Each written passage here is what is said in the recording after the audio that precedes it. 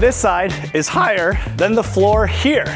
We're in Lisbon, Portugal, and we are going to ride every type of historic and interesting vehicle used as public transportation. Oh, that is great. Now, the first problem the city has are the hills.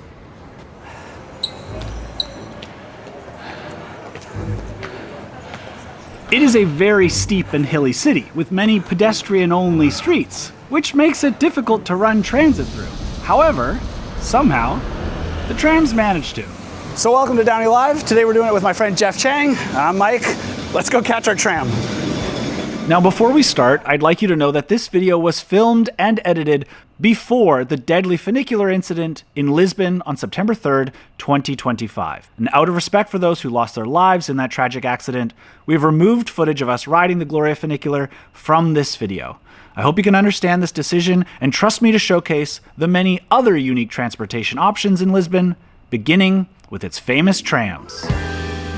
Now, trams normally operate on flat roads because the steel wheels running on steel tracks are limited to how steep they can climb, especially if it's wet.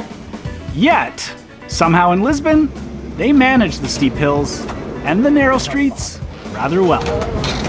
Okay, we're starting to go up the hill, and I am amazed that these trams are able to do the inclines that they do. Watch your head. Look at the sidewalks. That's nothing. But actually, in these tight streets, the trams are a good idea. The nice thing for the driver is he doesn't have to navigate the streets by steering. He just has to drive us forwards, and it follows the track. He knows it's going to fit, because these streets are narrow. Look, I can touch the wall. I will mention that a few of the streets are so narrow that the trams have to wait for one another in opposite directions.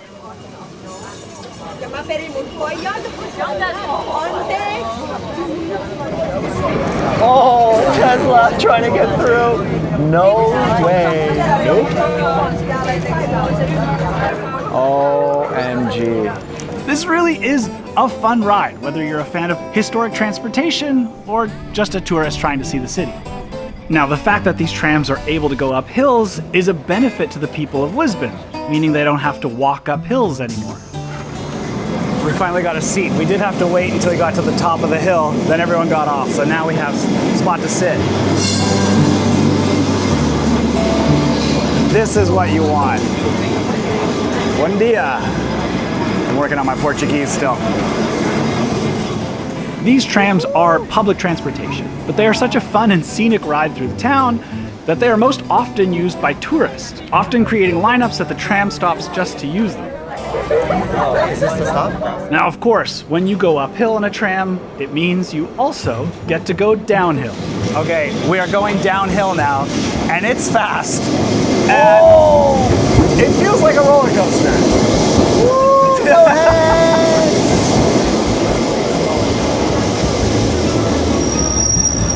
The brakes are working overtime on this thing. At this speed, it feels like a vintage amusement park ride. I truly appreciate any city that can keep their historic trams up and running in today's world. And it's proven that it's just such a popular tourist attraction that people love this stuff. This is not even just me nerding out. This is the most popular tourist attraction in the city, and it is lined up and often sold out. I think why historic trams are so appealing is because it feels authentic. These are real. They were built 150 years ago, something like that. But also because you get to ride it and you get to see the city at the same time. It's not a museum piece. They're working. But this isn't the only thing to see or do in Lisbon, so we're gonna get off at the next stop and head to a funicular. Oh, cool. Obrigado. Obrigado.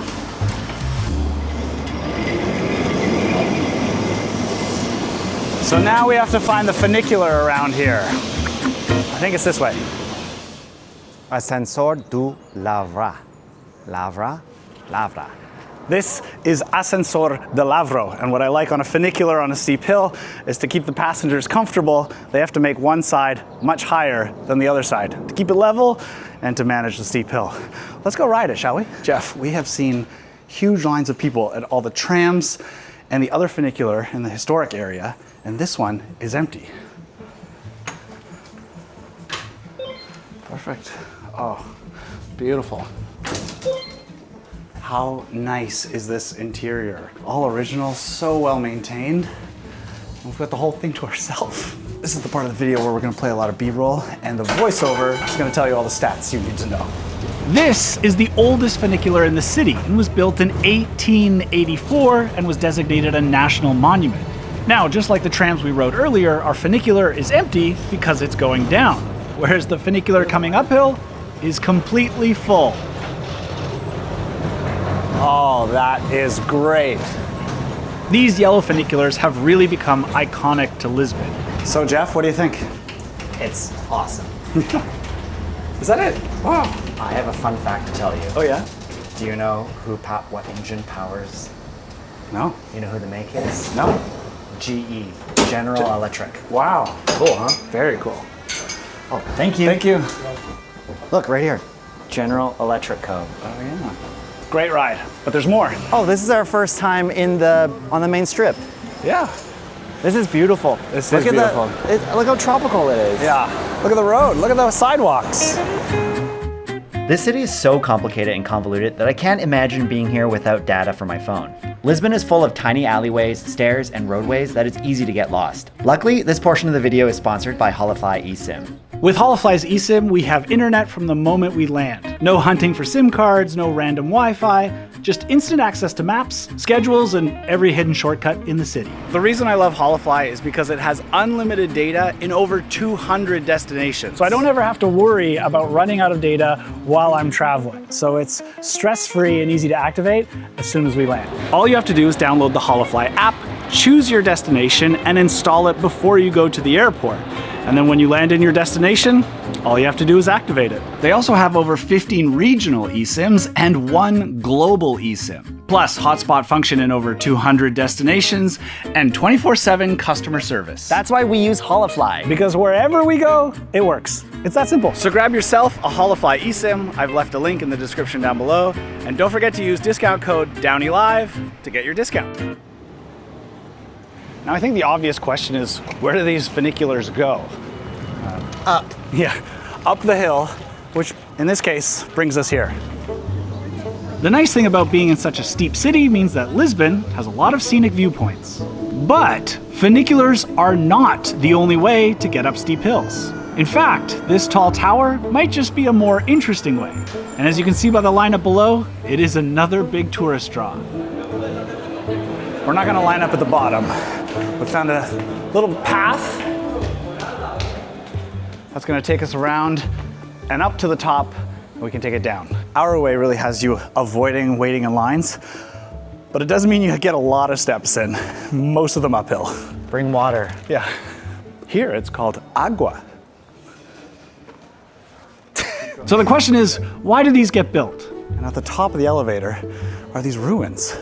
The Santa Junta lift was built to connect lower communities to the upper communities. I can confirm there is not a soul lining up to go down. One of my favorite parts of being up here is the view of the elevator with the castle in the background. It is great views of the city from up here. It's incredible. So this steel bridge was built to connect the church and the community up here to the top of the elevator. Yes, an elevator built in 1902. The walkway and the lift are decorated in a neo-Gothic style and made completely of iron, which was a modern building material at the time. I know this is just a big, giant, gray steel structure in the middle of the city, but the steelwork is very beautiful. It's really feels like the Eiffel Tower. Yeah, it's incredibly detailed. Of course, the top of the elevator also stands as an observation deck with great views of the city, as we are standing 45 meters above the ground. Cool. So cool. Yeah. And it's great that you can just come up here for free. Like, if you don't want to take it up or down, Right. you can come and enjoy the view. Just Right. go up some steps. Walk up the back and then across to the viewpoint. I will say, it's unfortunate you're behind a cage for most of it, but it is some of the best views of the city. Now the elevator is coming up for us, so let's try it.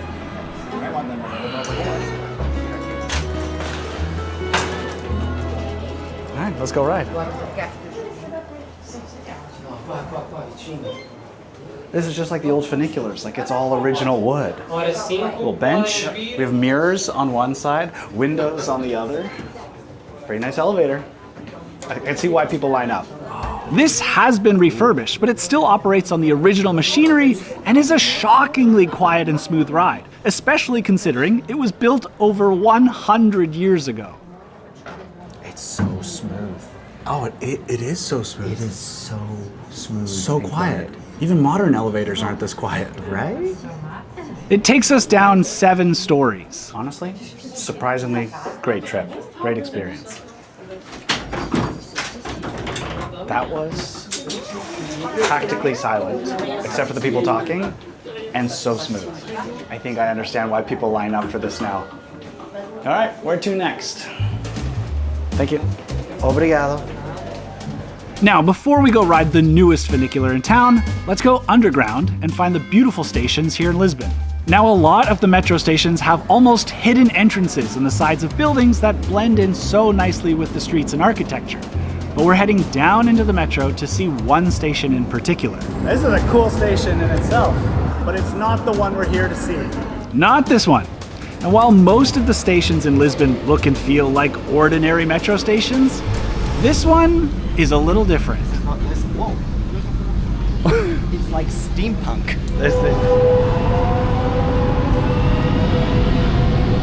This is the Olaias metro station, said to be the most visually striking metro station in Lisbon. As far as metro stations go, pretty good. Pretty good. And this whole station feels like you're inside a kaleidoscope. Actually, my favorite part about this is how the entire station is done in this style. Not just one piece of art. The entire station was built this way. And whether you love it or not, you have to admit, it is unique. Look how the gates are integrated into the wall. Pretty neat. And the station seems to fit the theme of the neighborhood. Oh, it's like a beautiful spring day. Wow, look at the colorful buildings. And the Ramada. By Wyndham. All right, great job, Lisbon. On to the next. Which is Lisbon's newest funicular. The nice thing about the funiculars is they have a destination, and it's usually some beautiful park or viewpoint at the top of the hill. Or as they call them, mirador. Oh wow, here's the viewpoint. Are you kidding me? Oh my gosh. I think this might be my favorite viewpoint in the whole city we've seen so far. Okay, so we've been on the west side of town this entire time. Yeah. And now we are on the east side. And what's cool is we can actually see way over there in the distance the church that has the roof that's fallen through. Oh, yeah. And right next to it, The elevator. is the elevator. Yeah, How and the cool is castle that? right here. Yeah. The new funicular below us. This is gorgeous. Great place for a sunset. You see, this is why you chase funiculars, folks. They bring you to good places. They might seem peculiar, but they're funicular. Now, you've made it this far in the video so far, so please allow me to nerd out for just a second. Looks like a toaster. That is a sexy funicular if I've ever seen one. Those are words I never thought I'd hear you say. Well, let's go take it for a ride. Funicular Graca. Hello. Hola. Can we use our transit ticket? It's free. Oh, this one's free. Amazing. Thank you. Beautiful. And this is new. Oh, it's 1 year old. It's beautiful. It's beautiful. It's so like a cool. sauna. It's like a sauna. Look at the wood. It's like a... Whoa. High tech. Yes, the Graca sauna. Graca sauna. This is cool. This is cool, as you don't see a lot of new funiculars built anymore. So it's neat to see the curved glass and modern design. This window is like an IMAX-sized screen in here. This is awesome. I mean, truly, this funicular has the best views in the whole city. Oh, it's quite steep, actually. This might be Quite. one of the... Yeah, quite. It's a full 45. It's super steep. It's a full 45. You can tell by the steps on the side. I know, this is definitely the slickest funicular I've ever been in. Actually, fun fact, it's not a funicular because there's no second one counterbalancing it. So it's just an angled elevator. Yes. Wasn't that fact fun? Yeah, that was a fun fact. You see, Lisbon calls this a funicular. However, the official designation of a funicular is a system that has two cars permanently attached at opposite ends of the same cable, which pass each other at the halfway point, as we've seen with the other funiculars so far today. However, as you noticed with this one, there's only a single car. Beautiful. Very cool. That one's worth it. I mean, they're all worth it. The outside is so nondescript, just a general building. It's so cool. We should do it again. Should we go up? There's no lineup. Yeah, let's go back up. Let's Great view do up there. it. And I have one more fun fact. The angle and steepness of the tracks changes at the top. So the yellow car is actually built on top of that red base, which is a self-leveling system. Overall, I just think it's very cool seeing such a slick-looking lift amongst these historic buildings of Lisbon. The craziest thing is that this one's free. Free, and there was no baby. lineups. And it's the newest, coolest looking funicular. Add it to the list. I'm very happy that they've kept the historic trams, funiculars, and elevators, and are continuing to add new ones too. So thanks for coming along with us this week. I'm Mike, that's my friend Jeff Chang, and we don't know where we're going next, but I know I want you there with us. See you then.